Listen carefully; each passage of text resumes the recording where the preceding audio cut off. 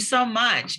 On the first track, I think there was some questions that I think Sister Teresa said that before I get started in the presentation, maybe we can, those that were participate in the first session, if you have a question, do you want to ask that question now? So we, just in case we run over again.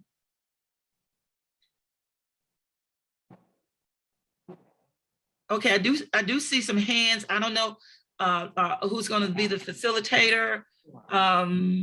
Allison, we'll start with you. Hi, good afternoon. Thank you so much. I came into this session. I know I was in the first one and I was one of those persons that had a question. But thank you so much for your presentation. Outstanding and very informative. Thank you. My question is, as it relates to the work that you talked about that community service can do, or what falls under those categories, and you talked about the clinic, health clinic, all the different things, pantry, all those things that you listed there. My question is, all of those things interact with the public. And recently, I had the opportunity to attend the risk management conference, where they go over with churches how, how to avoid risk and liability and so forth. I was very troubled after I attended that community service leaders are not a mandatory requirement for them to attend those sessions and learn about those liabilities, since almost all of our outreach, all of it deals with directly with the public.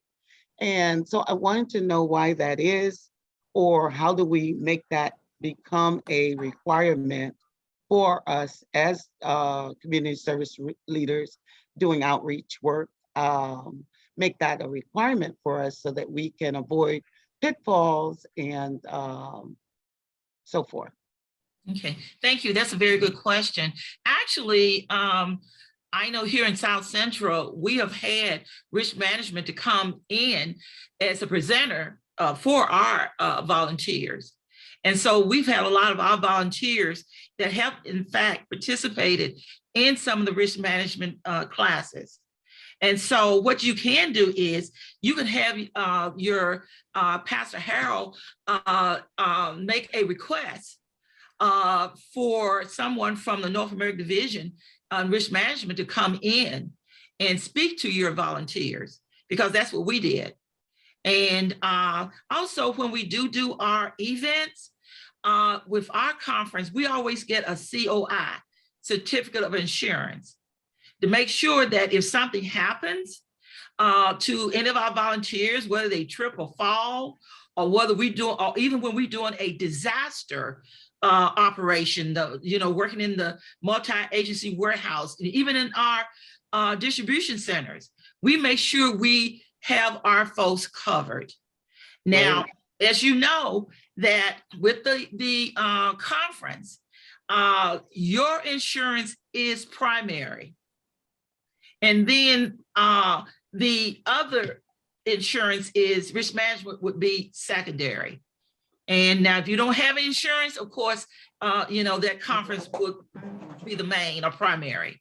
And so I suggest that you get with Pastor Harold and ask him to have someone from risk management on the division level to come in and give you guys a workshop. Very informative. You'll learn a whole lot of things that not to do. Exactly. And such great liability that comes with it. Absolutely. And that's why I mentioned it, because I learned so much in there, but I didn't see the connective dots there for all of us. Yeah. Yes. Great. Thank you so much for answering my question. You're welcome. The next person is Lynn. Good afternoon, everyone. Hello, Ms. Buckingham. I also appreciate all of the insight that you have given us this morning. Thank you. My question is, I'm from Mountainside SDA Church in Decatur, Georgia. And this year, we would like to do an outreach project, reaching out to women's shelter, women's shelter to cater to them and their children. Will I be able to get, even though we received the seed grant last year, but would I be able to get any assistance in purchasing items for those facilities? Now, are you referring to the Norfolk American Division ACSC grant? Yes, I received it last year. Okay, as you know that unfortunately, number one, I always tell everybody to make sure when they request that grant, request the full amount, which is $10,000. And because once you are approved and receive that grant, you cannot make another request until 3 years. That's the downside to it. And now there is another grant that I always refer our community service leaders or churches to, and that one is called Versacare.org. That's Versacare.org. We've had several of our churches that have received a grant through that foundation. And the highest amount so far has been $25,000 with a minimum of $5,000. Okay. Well, I didn't really know about the 10,000. What I received was 2,500. Okay. That was only for food purchases only. Okay. Now you sure that was the NAD grant? Because No, ACS. okay. Grant, yes. Okay, that was the seed grant, and you were able to purchase food? Yes, that was the ACS seed grant. Yes, Okay. It was for food purposes only. Okay. You know what? I think we're talking about two different grants. And the reason I'm saying that is because I am a member of the seed grant. Let me ask you this. Did you fill out the fillable form on the NADACS grant, a website?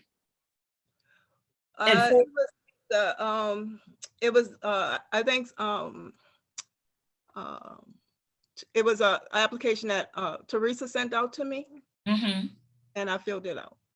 Okay. And I also returned my report. Okay. You know what? I'm kind of wondering, is that grant you're referring to is what you got from your conference? And Yes. reason is that right? So is that a difference? Is a big difference. Okay. This seed grant is North American Division. Oh, okay. Mm-hmm. And that's why I said 3 years. You need to go on to communityservices.org website. And once you go on there, on the menu bar, you see the word resources. And once you click on resources, you should see ACS grant. I can't remember exactly the wording of it, but you're going to know it's the ACS grant. On that page, it will give you all the information that you need in order to apply for that grant. Because if you're interested in the seed grant, you can purchase anything except food. That's what I was asking you. It cannot be the same grant because we would never approve that grant for food. You can get, if you have a community service building, you can get refrigerators, upright chests, freezers. You can get stove, washer, dryer, based on your ministry that you're doing. You can get even a portable storage building. Some of our centers have purchased a storage building, and because they did not have the space in their church, and we approve that. We even approve pop-up tents and so forth. And so if you go on the website, because it is a fillable form, and read it. And now what you have to do is, Glenn, is with that grant, it's a three-way partnership, but it's not an equal partnership. What I mean is that if you ask for that maximum amount, which is $10,000, you would get, let me back it up. In order to get the $10,000, NAD give you 75% of your total project, which means that your total project of items or equipment that you would need it would have to be at least, I think maybe 13.5, if my calculation is right. And that's how you're going to get that $10,000, because they would give you 75%. Now, let's say you did the 13.5. You got $3,500 to go, right?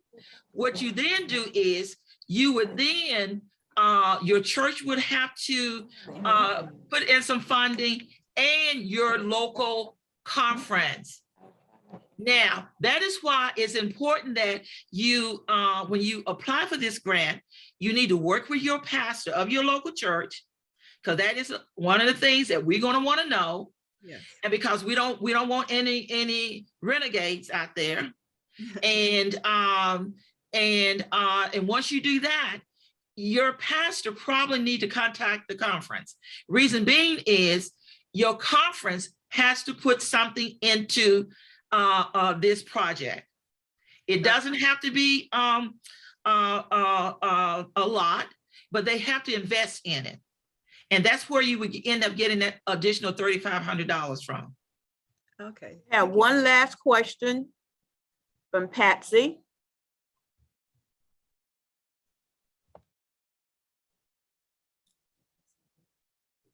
Patsy, unmute yourself. Okay. I have two questions, actually. I heard you talk about in the last session about a program for back to school. And Yeah. I want to know if that you're in Tennessee, I'm in Georgia. Does that apply to all Southeast, or just in Tennessee? Or is that something we can contact you about doing?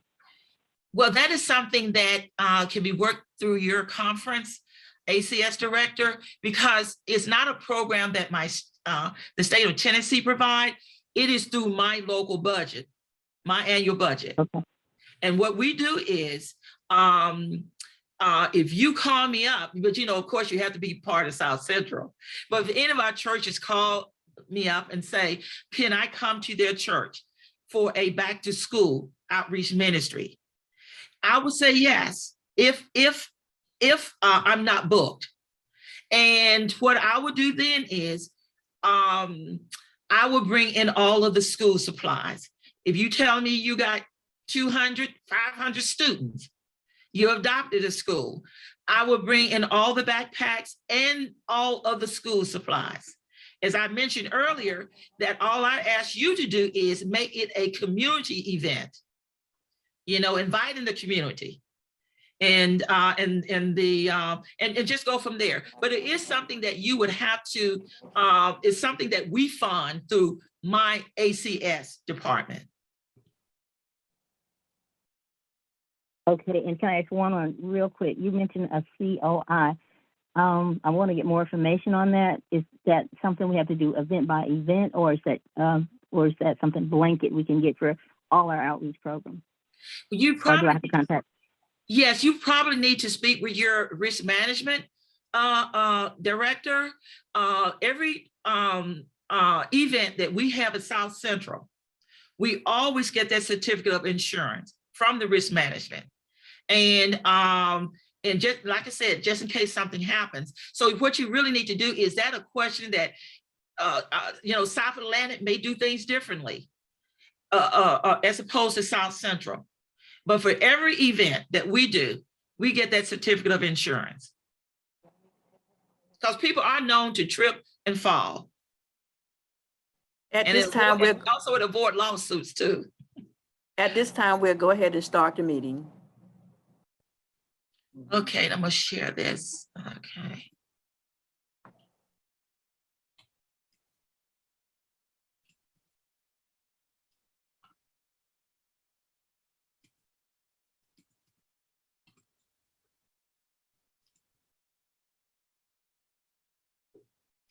Okay. One of the things I do want to mention that is that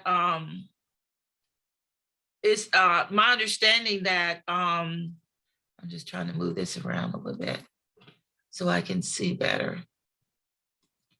That you all's that you don't do federations is what my understanding. And I do have some information in here about federations.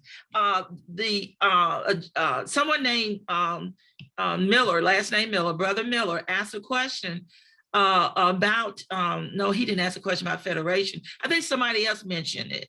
And I did make a call to the North American Division ACS director, and what was said in the first meeting was that South Atlantic no longer, or they had heard that the federations had been suspended.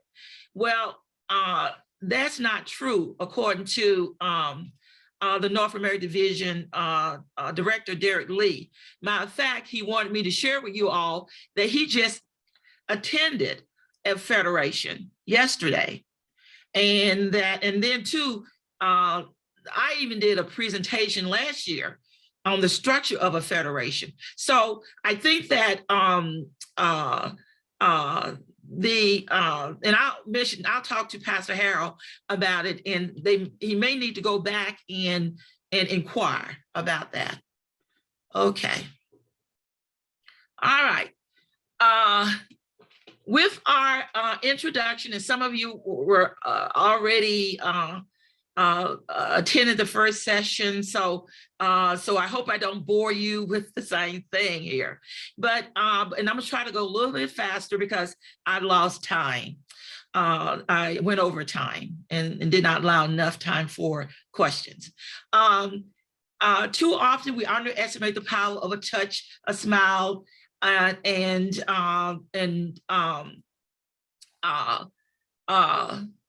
words, listening, and a listening ear.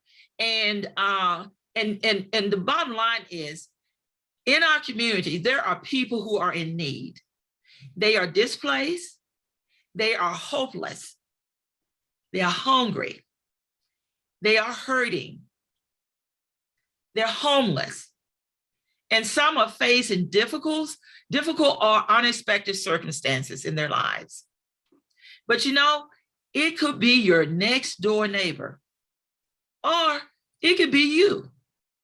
And that's why ACS is here, to reach out to the communities, to reach out to the family, and to reach out to the one who is in need. And earlier, you know, I mentioned about, you know, a lot of time on Sabbath, when before the pandemic, you know, when we would have service, a lot of time, that is a time when people in the community have the tendency to come to our church, our churches, when we are having service. And what we would always do at my church, rather than asking them to come back after sunset, we would immediately service those people. We would go ahead on and serve that family, because a lot of time it is a single mother with several children. And so I charge each and every one of you, if that has happened and is happening at your church, in order for us to have that wonderful smile and kind words and listening ear, we need to make sure that we take the time out and let people know how much we care about them. Okay, I talked about the purpose of ACS, and we just talked about how it provides resources to the local church in the community and so forth, and about the different type of social services within our community. And we talked about the objectives of them. And what ACS does is spotlight the community outreach and let you know what the church is doing. And so you need to know what the church is doing. What is your church doing? Is your church active in the community? Or is your church just having church and not necessarily having church in the community? There was a Adventist named Monty Saline, and he wrote the ACS book called Ministry of Compassion.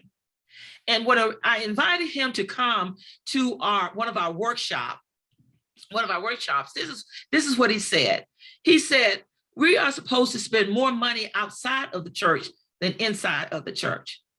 And the reason being is because the church body is supposed to take care of its members anyway. But we're supposed to reach out to the community. You know, a lot of time we always want to be known in the community, but if the church is not doing anything, you cannot be known. Also, it gives ACS gives volunteers the recognition that they so highly deserve. Volunteers are members in general who work hard in the church and very dedicated to whatever position that you serve in your church. You are that church lifeblood. And a lot of time I know that you don't always feel appreciated. And the ACS also reaches out to the different territories within your conference. Here within South Central, we have 5 states. And with that states, it really reaches far. And that is one of the reasons through community services is why we use federations of churches. Okay, and even with those federations, we use them tremendously with our disaster work because we go by region. Our spiritual foundation it says Christ's method alone will bring true success in reaching the people. The Savior mingled with men as one who desired their good. He showed sympathy for them, ministered to their needs, and won their confidence. Then he bade them follow me. That is found in the Ministry of Healing, page 143. As the spiritual foundation stated, Jesus, what did he do? He mingled with the people. He identified their needs. He met their needs. And he developed a true relationship. Through those relationships, he built a bridge of trust. And then he said to the people, follow me. And that's what we have to do as God's people. We have to build a relationship. Everything in life is about relationship. No matter what you do, everything is about relationships. And as we build those relationships, it helps build a bridge. And once we build those bridges, then people receive us better when we begin to witness to them, and then meeting their basic needs. Now, the history of ACS started in 1874, and I don't think any of us on this phone were alive during 1874. But ACS at that time, it was just called Seventh-day Adventist, and the work was still being done. In 1879, it was called Dorcas. And I think when I came into the church, it was Dorcas. And I had been a member, I started out in Dorcas in 1979. I was the youngest member of the Dorcas Society. And a lot of these, it was mostly older ladies. And what they did was they took me under their arms and they embraced me and they mentored to me. Pretty much what we really need to do today with our young people. Our young people need to start out young. And so as they get older, they're more likely to stay, number one, in the church, and then stay connected with the different ministries of the church. And Dorcas She was well known for her good works and acts of charity. And all she did was she just went about doing good and taking care of the needy. And in 1956, the Seventh-day Adventist Welfare Service was organized, which they called SAWS. And the purpose of SAWS was to strengthen the Adventist church efforts. And so SAWS expanded into a domestic and international community church program. And so in 1972, Adventist Community Services was formed. And ACS, which is the acronym, as you see, is Adventist Community Services, it became the official humanitarian agency for the Adventist Church and North American Division. Okay, in 1973, the SAWS program was renamed Seventh-day Adventist World Services. But then about 10 years later, it was renamed to ADRA, which is Adventist Development and Relief Agency. And the reason they did that was because ADRA expanded its services beyond the United States and Bermuda to serve the people more effectively. And so in 2005, we had Adventist Community Service International. Now, this was established under the General Conference and Sabbath School Ministry Department. And that was to focus on ACS ministry outside of the North American Division territory.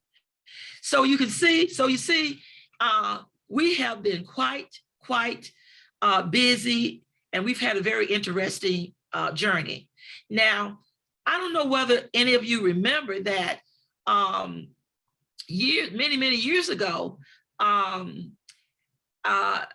community services was under personal ministries. And then later on, they separated the two. Okay, now let's learn what the difference is between ACS and ADRA. ACS is recognized as the branch for domestic relief and is the social action of the Seventh-day Adventist Church in the United States, excuse me, in Canada, Guam, Micronesia, and Bermuda. ACS also operate on behalf of the local churches, and whereby it's trained and equipped its volunteers to go out and do ministries. ADRA is global. It is the official non-government organization, I should say, that is still sponsored by the Seventh-day Adventist Church. And but it is global. It works overseas. And ADRA has about, I think they have about 120 countries presently. That's how they are present in about more than 120 countries actually. But between ADRA and ACS, the Seventh-day Adventist Church needs both ADRA and ACS. And ACS and ADRA, we do partner together.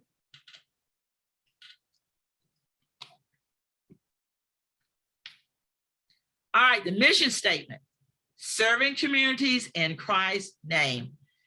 What a simple mission statement, which just means that it serves the whole person. Now, here are some of the ACS ministries. And we have community development, urban ministry, disaster response, emotional and spiritual care, older adult ministry, tutoring, mentoring programs, and youth adult emergency services corps, which we like to call YES.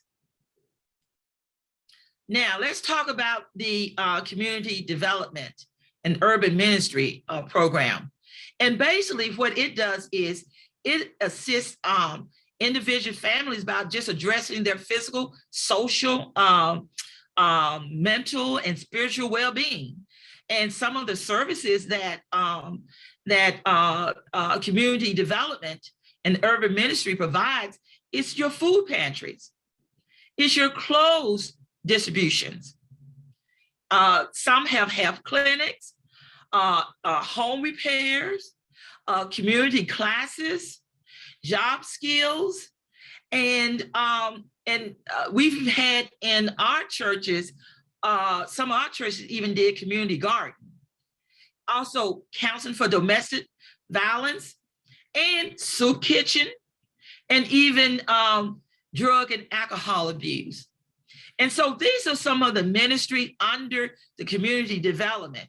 And as I spoke about the grant, seed grant, you can request funding for some of these ministries, except we do not, you cannot use the seed grant for food purchases. Can't do that. All right, disaster response. Well, disaster response really kind of speaks for itself. And but what we do is we partner with the whole community. We partner with the National VOAD, which is the National VOAD is the voluntary organizations active in disasters. And ACS help disasters survivors through community collection centers, multi-agency warehouses, emergency distribution centers, and mobile distribution. And what we mean about that mobile distribution is we go out into the community, because a lot of times when people have been impacted, they've lost their vehicles and everything, and they can't get to the multi-agency warehouse, or they may not be able to get to the distribution center. And what we do is with the distribution centers, we utilize our churches. That's what we do. We utilize our churches close enough towards that affected area, but not in the affected area during time of disasters. We also work with FEMA. We have a memorandum of understanding with FEMA that during a time of disasters, we will work there or manage the flow of donations that comes into the warehouse. FEMA will provide the warehouse space for us. And so this is how we're able to utilize our churches for distribution centers, because all of our churches in that affected area are vetted. And so therefore, they're able to come into our multi-agency warehouse and get donations and go back to the community and distribute those communities, and serve those communities. And so that is we have a very good relationship with FEMA, and FEMA recognized Adventist Community Services as highly professional in the work that we do. All right, I mentioned about Adra. We also partner with Adra during Katrina. We work with Adra. Matter of fact, Adra gave us $100,000 to purchase flood buckets for that affected area. And so we do work with Adra. And also I want to say that with the National VOAD, Adventist Community Services of the Seventh-day Adventist Church is one of the 7 founding members that started the National VOAD. And so we have a pretty good track record, because now the National VOAD membership has grown way over 50 plus members. Okay, I'm just showing you a map of all the different, this map of all the different type of disasters that we've had. And I tell you, we've had quite a bit, from hurricanes to tornadoes to terrorism it's just a lot has happened in the last several years, and it will continue happening until Jesus comes. Now, this is one of the houses that was a result of Alabama 2011 tornado, which South Central. We cover Alabama, the states of Alabama, Mississippi, Kentucky, Tennessee, and the Panhandle of Florida. And so this was the 2011 Alabama tornado. And this house was pushed off of its foundation. And I have another picture here. Now this is a different picture. This is a picture that was taken in Panama City, Florida. And we were told, and it's really hard to believe, that when the home was demolished, that chair actually was in that spot. And I'm wondering how in the world could it be, but that is what we were told.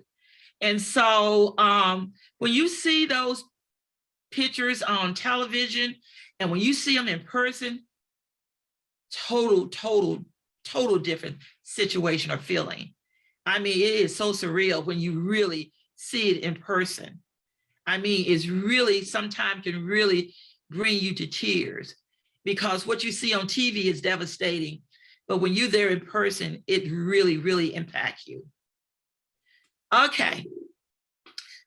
With our ACS ministries, we have 4 guiding principles that we work with the National Void and all of its other members. And one is cooperation. And what we do there is we work together, all the organizations within the National Void, we work together to overcome challenges. And no one organization has all the answers.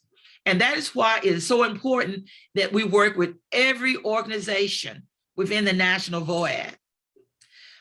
Communication. Communication is a must. We listen to each other and we share any concerns openly with any other organization that we have.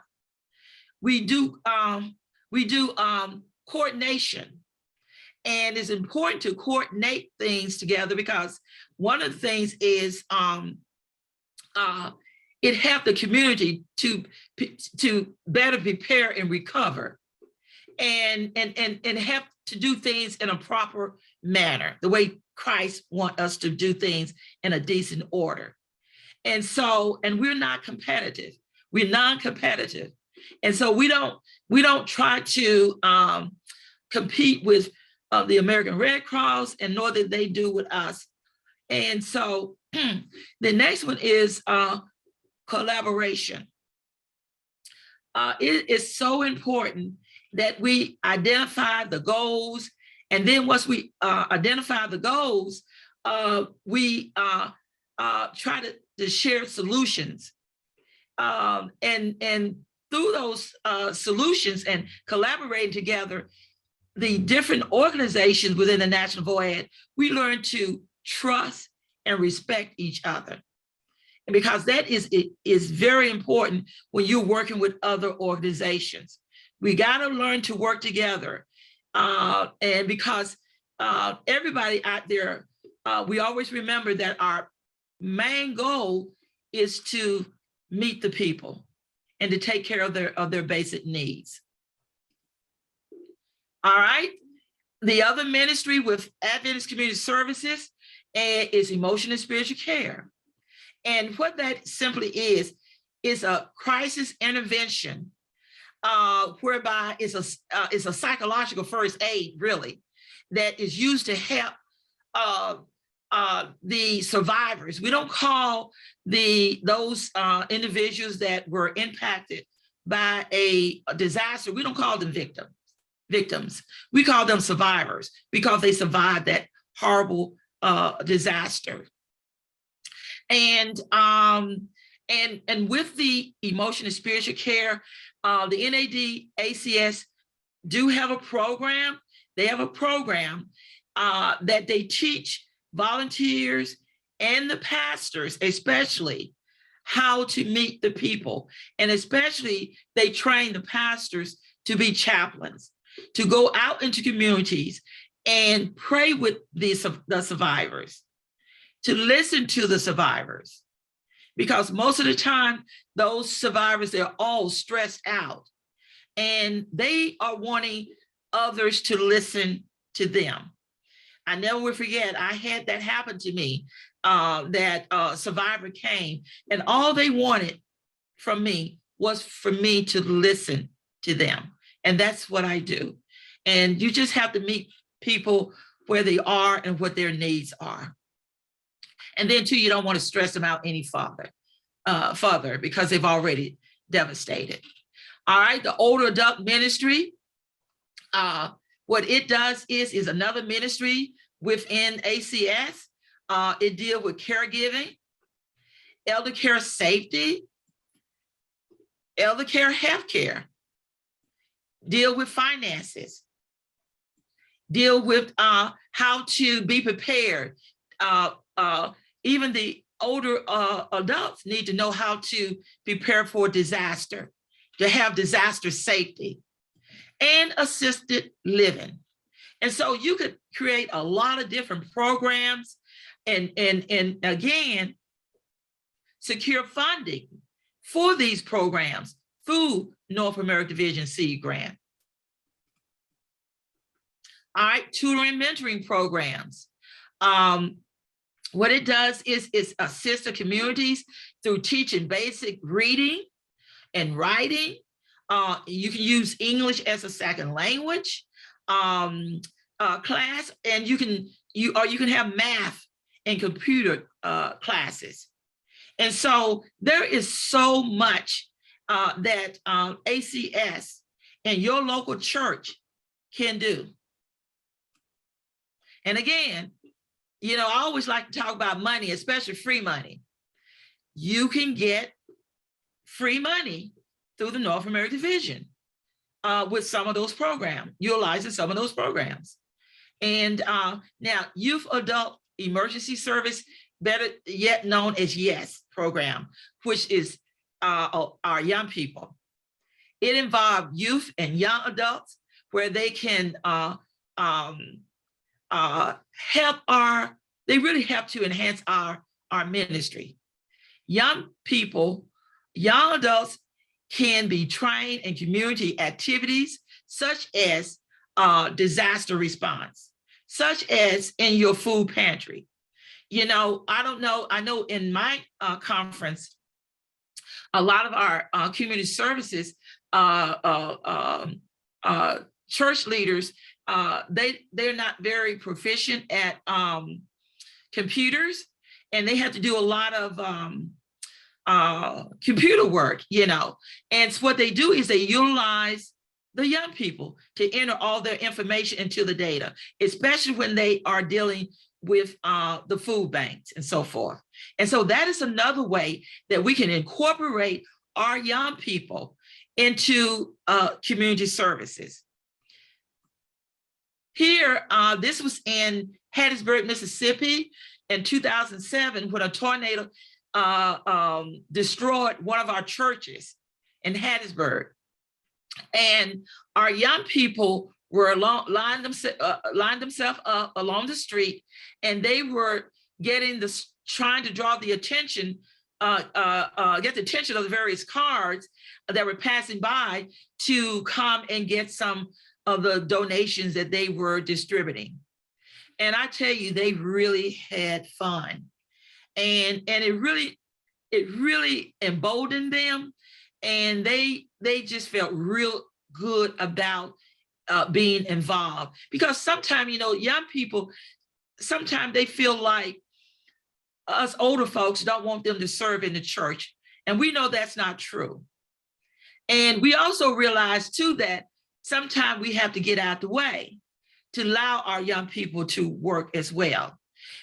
Now, when I say get out of the way, you need to mentor them. Just as I was mentored, we need to mentor our young people. And so as they grow older, they can move right into the positions that we once had. And we can continue to keep the church ministries alive. Okay. Now, I'm going to briefly go over this because you all, the fact that in the first track, it said you do not deal with federations, but this is the organizational chart that we use for our federation, that we always keep our conference administration involved. Always keep the conference ACS director involved. We have a federation president. We have disaster response coordinators that are part of that federation of churches. We have all of our local community church coordinators or leaders are part of that federation. And then we have our local church disaster response coordinators. And then we have our volunteers that we incorporate into our program. And so I'm gonna just kind of just put these up and not necessarily go into all of this, but within the federation, this is the list of officers, federation president, and that person has a first and second vice president. They have a secretary, assistant secretary, a treasurer, assistant treasurer. They have a federation area disaster response coordinator. Now within our conference, because we do deal with federations, and we've always dealt with federations, and most of the regional conferences deal with federations. And what we do is that this area disaster response coordinator, who has been chosen by the federation, they oversee the local church disaster response coordinators. That's what that person does. And so it would be good to have an assistant federation area disaster response coordinator to help out as well. And then we have a chaplain. And then we have a pastoral advisor. You know, it's nothing like making sure your pastor is involved in community services. And a lot of times our pastors may not be fully engaged is because a lot of time they may not see what you're doing. You know, old saying everybody like to be on the side of a winning team. Well, that is true. Everybody like to be part of a winning team. Everybody like to be part of organization that they see doing things. And so always keep your pastor involved.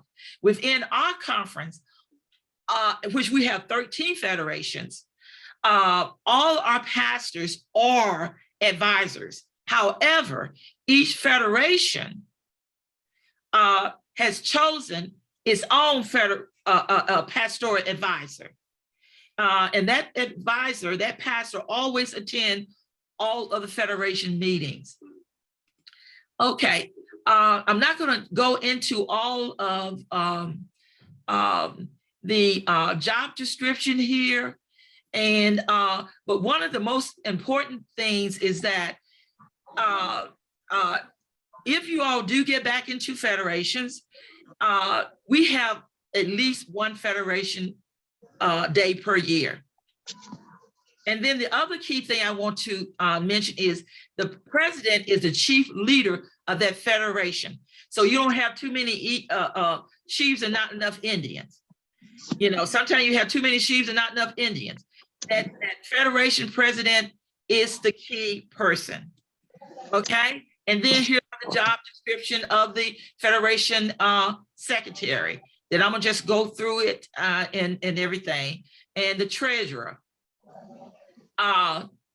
Federations also within our conference, they pay dues, federation dues, annual dues. And we're going to talk about that momentarily here.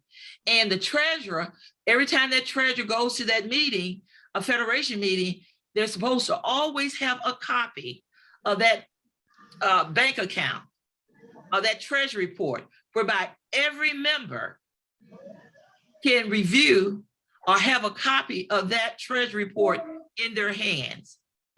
Now, you're saying, maybe ask, well, now how are we going to get money? Well, each church pays into the Federation. And we're going to go into what our folks have suggested to do. And I'm just gonna go on through these real quickly because our time is getting there. I'm assuming it's after 1 o'clock. I'm here in Central Time. And so a chaplain is really important because they set that spiritual tone for your meeting, you know. And also they give that, I love it when they do have a devotional thought, because it really set the tone for your meeting. And then, of course, your pastoral advisor, that person, that pastor's role, you know, and encouragement to and support and guidance for the Federation. So if there's a conflict there, that pastoral advisor bring the committee, the officers back online, so to speak. Okay, Federation dues. Our Federation of churches use those dues to support the Federation president and his or her travel. Same thing with the disaster response coordinator when they have to go to the various churches promoting community services and disaster response. However, that is something that each Federation within my conference voted for to do this. Our Federation, these churches, they vote on the amount of funding that each one want to pay on an annual basis. Also, these are some suggested dues that federations go by, and this is based on membership. And I'm gonna pull these up real quickly. All right. All right. We also have what we call the Acs Federation Uniforms. Our Federation have a dress uniform, they have an outreach ministry uniform, and they have a disaster response field uniform. Now, here is the dress uniform. I am wearing the dress uniform today. And when our members meet, we have like an annual, we call it ACS Leadership Conference as well at Oakwood University. And that is when all 13 of our federations come together. And we do that every other year. They come together and we have different type of workshops. We may have a community development one. We may have an older adult one, a tutoring and mentoring, or we may have all of them. And we bring in presenters for our volunteers. But this is the dress uniform that they wear. It is the navy or midnight blue suit, white shirt, white blouse, and as I said earlier, is also with the community services. Some of them wear the blue tie, and for the disaster response, they wear the burgundy tie, and they wear dark color shoes. And the same thing with men. Of course, the men wear their suits and with their white shirt and their navy or burgundy ties. All right, now, these are the Federation, or not just Federation, but these are community services pins. I'm wearing my community service pin today. This is my lifetime pin that I have on today. And then they have the 10-year pin. You have the 5-year pin. You have the disaster response pin. You have the community services patch that is worn on the sleeve of your uniform on both sides. Some community services volunteers tend to wear one patch, but the proper way of wearing it is you're supposed to have two. So, you know, so each side, whichever direction or which shoulder you're looking at, you're seeing that community service patch. Same thing with disaster response patch. In my conference, what we do is we have some of our members are strictly community services and some are disaster response. So and then some are both. And so whichever you are, when we have our community services day and we dress out in our uniform, they're going to have on these different either pin or patches. Okay. Now, we also have a royal blue t-shirt that you're going to be seeing in a moment. And what we do with that royal blue t-shirt is we utilize it in our food pantry with our back to school supply outreach, our community kitchen, our homeless initiative, cooking classes, and so forth. And here is that picture here. And as you see at the top, that is a back to school. And they have on their blue t-shirt. And this blue t-shirt can be purchased at Adventist. And the gentleman at the bottom there, my left, that is a pastor. That is one of our pastors. This is another group that worked in 2019. They went out and did an outreach ministry for the undocumented workers that were arrested in Mississippi in 2019 at this food processing plant. And once they were arrested, of course, they lost their jobs.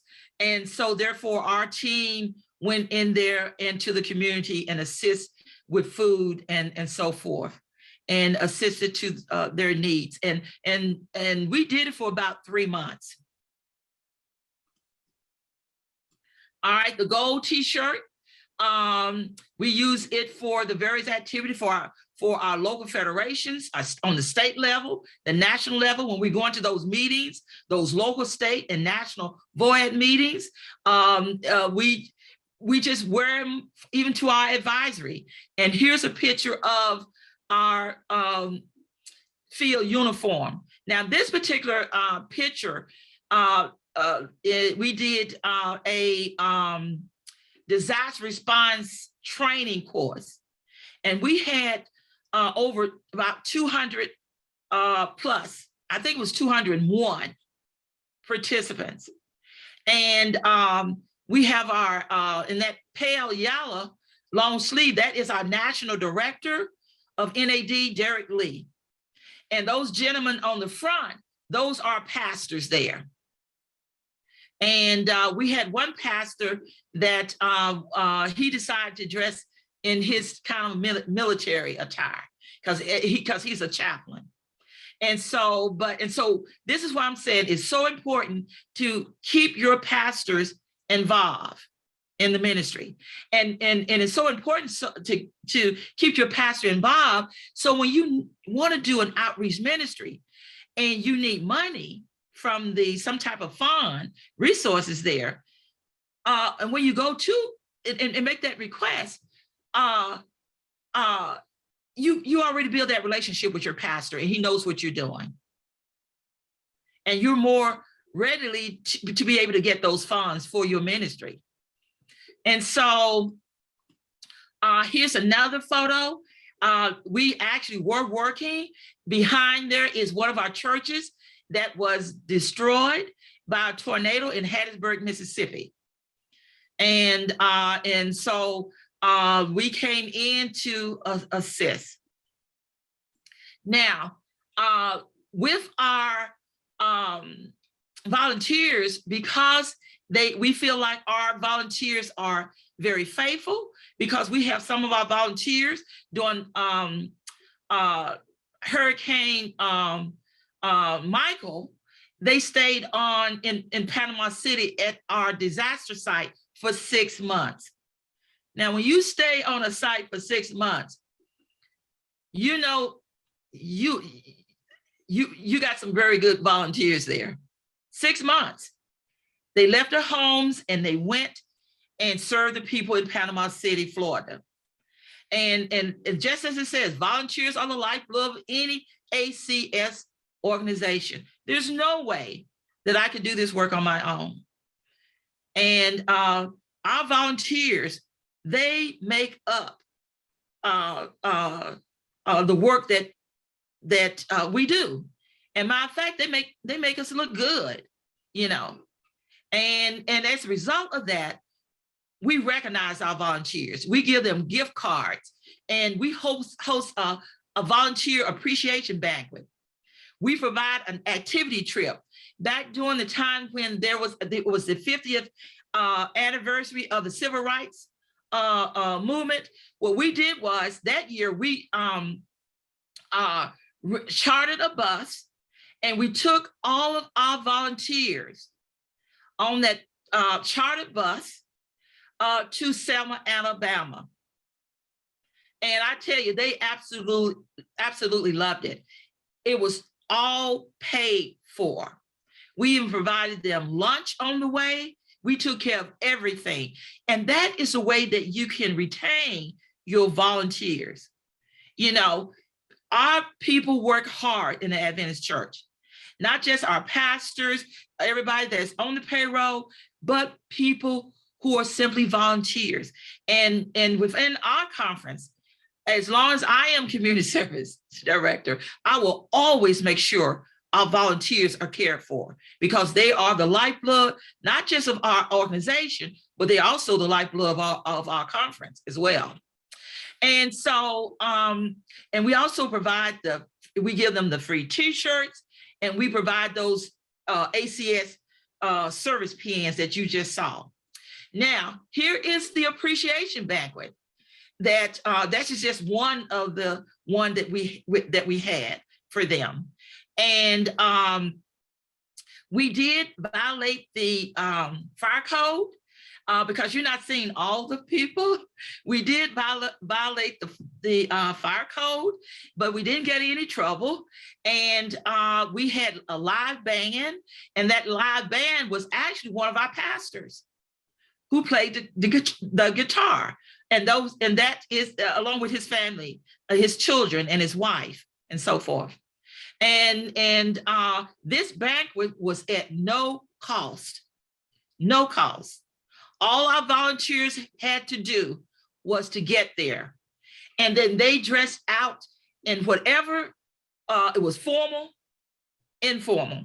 A lot of them wore their nice gowns. And we had a banner that you see behind me. They were able to get in front of that, and we had a photographer there taking pictures of them, and they absolutely love it. And so this is how we appreciate our people at South Central.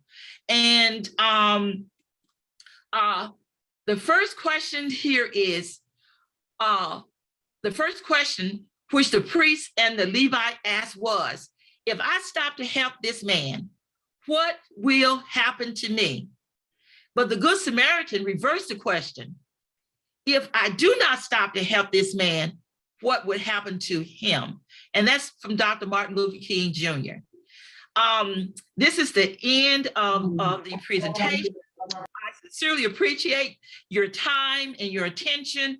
And I hope that you've learned a little bit, and I just appreciate you taking the time out for this presentation. And so these are some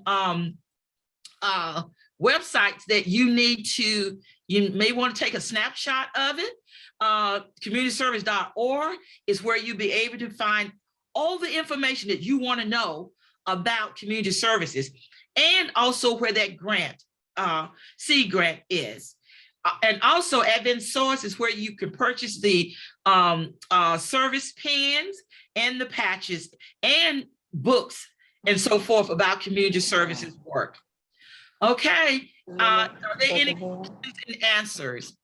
Hey, Lily, we have one question in the chat that someone asked about applying for Versacare since the deadline is December 31st. Yes.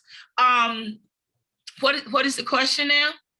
Is it possible to still apply to Versacare since the online deadline is December the 31st? Exactly, because what they did was in last year, they probably just awarded those recipients this year in January. And so you have up to now to December 31st of this year to apply for that grant. So yes, the answer is yes, you can apply now. Okay, and then another question that someone asked about electronic copies of this presentation. It'll be available on the South Atlantic Conference website. Just check in about a week, and you should be able to get a download there. Okay. Any other questions? I think I have a Yeah, question. I have a question. Okay, Oh. Patricia. Okay, one so too. Patricia, go ahead. I'm new to community service this year, but I do have a leader. But I heard you say something about uniforms and T-shirts. Mhm. Now, is that overall throughout community service for each church, regardless of that? So my question is, regardless to where the church is, or do they establish their own colors? No. Okay. This outfit or color that I'm wearing is North American Division colors. No, I'm Official talking about the field colors when they go out. colors as well. You can purchase Okay. those through Adventist. However, they are restricted. Therefore, you would need your ACS director Right. permission, or he would probably have to call Adventist to secure that. Yes. So, because I can get his information. So whenever we do community services like we're about to do in the next couple of weeks, next couple of months, he should be reaching out to you, or he should be reaching out to you as a director for the church. No, are you referring to your? Our leader. Oh, no. I'm South Central, and he's Pastor Harold is your. Oh no, he's East Market Street. So I'm in Greensboro. Okay. So I'm asking him, being a director at our church as community service leader, does he reach out to anybody higher for information on what needs to be done? Well, he can contact North American Division, Derek Lee, the ACS executive director. We all work in partnership with each other. And matter of fact, a lot of the regional conferences, we tend to get together and get to know each other, and we share information with each other as well. And so that means that, I'm sorry, go ahead. So there's a lot of resources out there. I'm not quite understanding your question in terms of, are you saying, does he was elected by the constituent, and so therefore he is your boss. Let me put it that way. Well, yeah, I understand that. Yeah, I understand that. Mm-hmm. Okay. And but when go on. But okay, so my question is, this. So whenever we are out doing any community service, we should be in either the royal blue shirt or the gold shirt, or that's a preference up to the director. The gold shirt is for disaster work. Right. But I'm asking, at any time that we are doing community service, should we be in that field uniform is what I'm asking. Yes. Even that royal blue. Our people, when they are in their food pantry, they have that royal blue shirt on. Okay, so when we're working in food pantry, we should have that blue shirt on. Mhm. Yes. Now you. I don't want to get you in trouble. So, I'm going to him. I'm just asking a question through. That is what we do. Okay. I need to let Teresa come in right now. Okay, thank you, everybody, for attending. We're about to end the meeting. I just have two things to mention to you. Don't forget to check the website to get the date for our virtual meeting when we would discuss more about the funding that you would need to operate this year. We would give you all the information you need at that time, the details, how much money you will get, and how to fill out the grant at NAD properly to get what you need.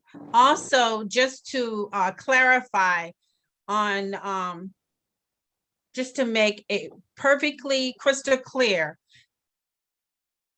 the union did not come from the union that the conference dissolved the state federations. That came directly from the South Atlantic Conference. It was discussed and voted in 2018 at the Community Service Convention in Asheville, North Carolina.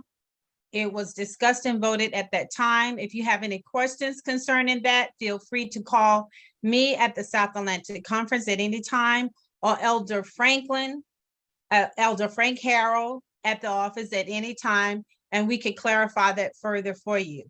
Thank you, everybody, for coming. The way you would get back to the general session is go to sacchurchleadership.com. That again is sacchurchleadership.com. That will take you back to the general session. Thank you for coming. You know how to contact the Community Service Department. Thank you, Mrs. Buckingham, for coming. Well done, well done. Thank you. Thank you, everybody. Have a good evening. Bye, Thank everybody. you. Thank Thank you. you, Ann. Thank you for our moderator, Ann Thompson, for helping us out today.